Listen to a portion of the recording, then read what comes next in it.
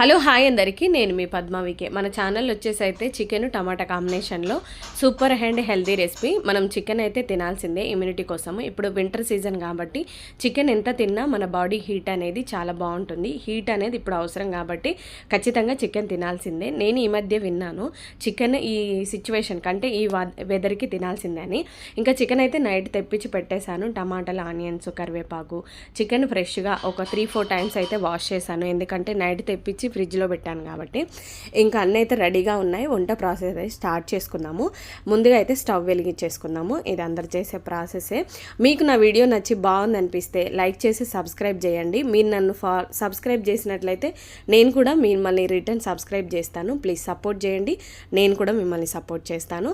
ఇప్పుడైతే తగినంత ఆయిల్ వేసేసుకున్నాను. బాండి పెట్టేసుకొని, చికెన్కు మనకు ఎక్కువనే ఆయిల్ పడుతుంది, మనందరికీ తెలిసిన విషయమే. ఇప్పుడైతే ఆయిల్ ఈటెక్కిన తర్వాత మంచిగా ఆనియన్స్ అయితే వేసేసుకుందాము. ఆనియన్స్ పర్ఫెక్ట్గా కుక్ అవ్వనివ్వాలి, ఎందుకంటే హరిబరిగా అస్సలు చేయొద్దు. చేస్తే చికెన్ పచ్చివాసన ఉంటుంది. మంచిగా ఒకసారి కలిసేటట్టు కలుపుకొని పచ్చిమిర్చి కూడా వేసుకొని, ఇంకా మీకు ఒకవేళ ఇంకా బాగా రుచిగా రావాలి అంటే ఆయిల్లోనే కొంచెం మనకు గరం మసాలా, వంటగా చెక్క అవన్నీ కూడా వేసుకోవచ్చు.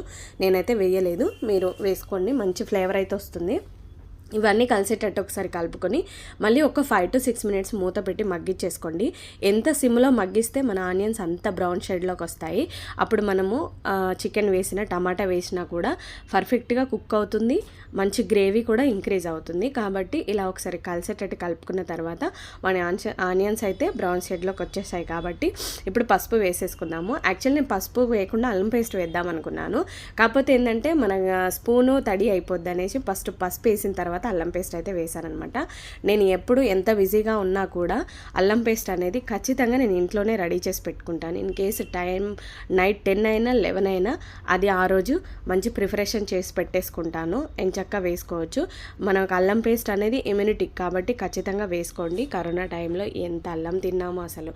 అల్లం, జింజర్, అల్లం ఇవన్నీ తిని ఫుల్గా ఇమ్యూనిటీ అయితే పెంచేసుకున్నాం కాబట్టి అల్లం అస్సలు స్కిప్ చేయొద్దు.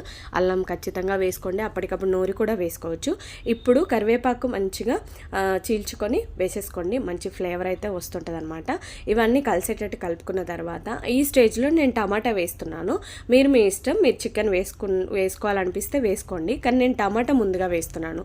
ఎందుకనంటే టమాటా మనకు మంచిగా కుక్ అవ్వాలి అంటే ముందుగా వేసుకుంటే చాలా పర్ఫెక్ట్గా కుక్ అవుతుంది. మనం చికెన్ వేసిన తర్వాత కూడా వేసుకోవచ్చు, కాకపోతే అక్కడక్కడే టమాటా అవన్నీ కనిపిస్తే మా పిల్లలు తీసి పక్కన పెడతారు. అందుకని నేనైతే ముందుగా వేశాను. ఇవన్నీ కలిసేటట్టు కలుపుకున్న తర్వాత ఒక 5 to 6 minutes ఇలా మూత పెట్టి మనం వదిలేసామంటే దానిపైన చూసుకుంటుంది. మనకు మిగతా వర్క్ ఏది ఉంటుందో అది కూడా ఇంట్లో ఫినిష్ చేసుకోవచ్చు. కాబట్టి ఇన్ టైంలో అన్నీ కూడా మనకు ఫినిష్ అయిపోతాయి అన్నమాట. టమాటా అయితే ఆల్మోస్ట్ కుక్ అయిపోయింది. చూసారు కదా ఎంత చక్కగా ఉందో. దీంట్లో కారము, సాల్ట్ వేసుకున్నామంటే మనకు టమాటా రెసిపీ అయిపోయినట్టే. కాకపోతే మనం చికెన్ యాడ్ చేస్తున్నాం కాబట్టి టమాటా కుక్ అవ్వడం కోసం ముందుగా అయితే టమాటా వేసాను. మీరు మీ ఇష్టం అండి, చికెన్ వేసిన తర్వాత కూడా టమాటా వేసుకోవచ్చు. నాకైతే ఇలా వేయడం మంచిగా అనిపించింది. ఫస్ట్ టైం ట్రై చేస్తున్నాను ఇలాగా. మీరు కూడా డెఫినెట్గా ట్రై చేయండి. చికెన్ అయితే బోన్స్ తోటి చాలా బాగుంది. ఇలా ఉంటే కొంచెం తినాలనిపిస్తుంది.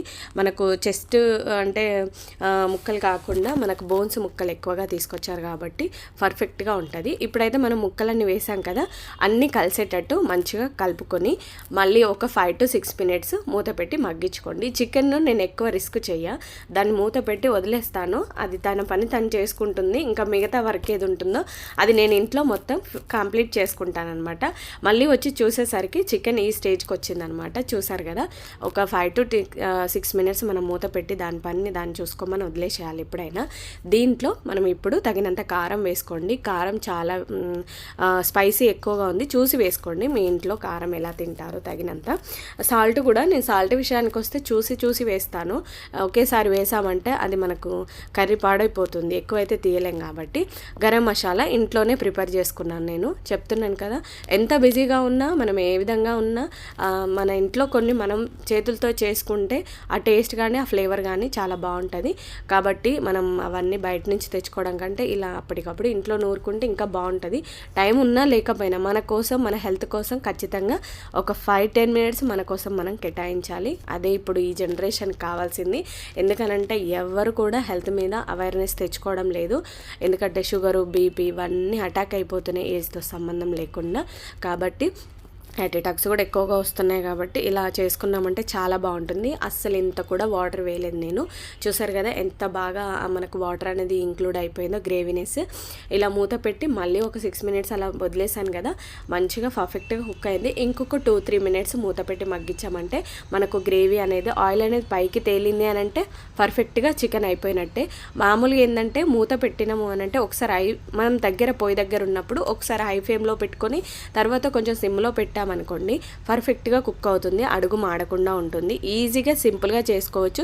కాకపోతే ఏంటంటే కొంతమందికి చేయడం రాదు, హరిబరిలో పచ్చి మీద అన్నీ వేసేస్తారు కాబట్టి పచ్చి స్మెల్ వస్తుంది. వాటర్ కూడా ఇంక్లూడ్ చేయడం వల్ల ఇంకా కౌసు స్మెల్ వస్తుంది. కాబట్టి చూసి చికెన్ విషయంలో టైం తీసుకొనే చేయాలి. ఎంత లేదన్నా నాకు 6.5 hours పట్టింది, అంతే, ఏం లేదు. 6:30 minutes పట్టింది, అంతకంటే ఎక్కువ పట్టలేదు కుకింగ్కి. చూసారు కదా మన చికెన్ మీద గ్రేవీ అయితే వచ్చేసింది. పర్ఫెక్ట్గా చికెన్ కుక్ అయిపోయింది. సాల్ట్ అవన్నీ కూడా పర్ఫెక్ట్గా ఉన్నాయి. చూసారు కదా ఎంత యమ్మీగా ఉందో.